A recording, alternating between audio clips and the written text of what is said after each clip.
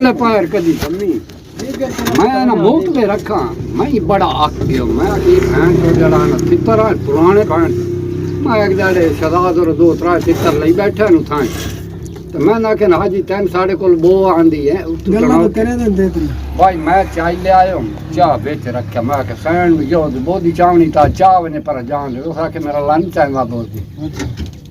वो तितर सारे बुला बुला ते भाग गए अपना वो आज हुन चौथी बुलाई करनी है तितर अगे वो गल आई ते डर बम जिसले वाना ना फुल मस्ती है जिले कणक बढ़ींदियां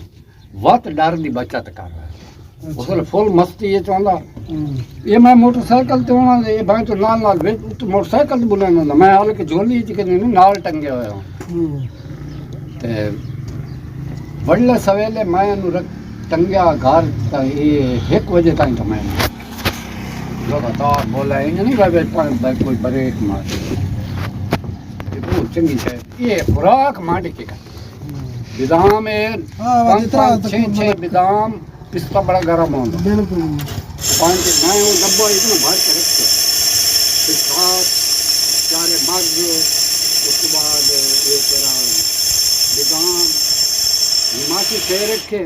ले बड़े थे कर निमाशी उन्हें दौरी दे विच कोट के ना चंगा जिवें आटा नहीं मिले वो गलोली ना इतना सारा हुआ गाद छोड़े रोटी आपे खांदा अच्छा बड़े छांट के सूखी दाल वेच छाड़ के ठीक है तितर तो मेहनत करनी पड़ी इन्हें मिट्टी दियो